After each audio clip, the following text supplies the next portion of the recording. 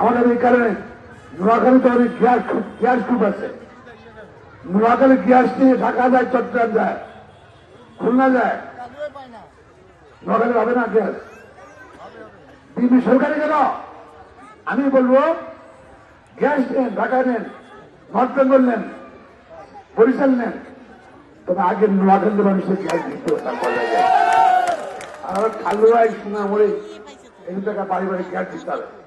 এই বক্তব্যের দাবি আমারও থাকবে ইনশাল্লাহ আপনার পক্ষে অবশ্যই।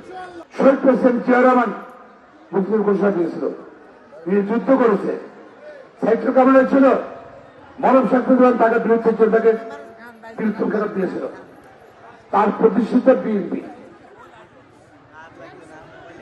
যুদ্ধ করতেছে কারা? 71 জনের সাথে বিরোধিতা করেছে জামাত ইসলাম। যারা পাকিস্তানি সহায়তা করছিল, হত্যা করছিল, তারা 55 বছর তারা পালাইছিল জামাত খান, কোন সময় আওয়ামী লীগের সাথে, কোন বিএনপির সাথে। এখন তারা স্বরূপে আসছে প্রতিনিধিত্ব করতে।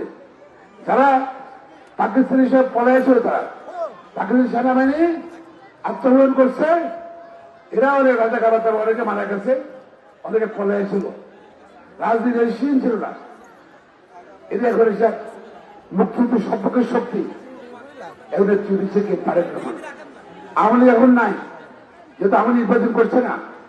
সুতরাং আমি আহ্বান জানাই, অনুরোধ জানাই, যারা জাতি শিক্ষা দিতে 12 তারিখে কোন পক্ষে থাকবেন? আপনি জাতির পতাকার পক্ষে থাকবেন, আপনি স্বাধীনের পক্ষে থাকবেন, প্রকৃতির পক্ষে থাকবেন, আপনি বাংলাদেশের পক্ষে থাকবেন।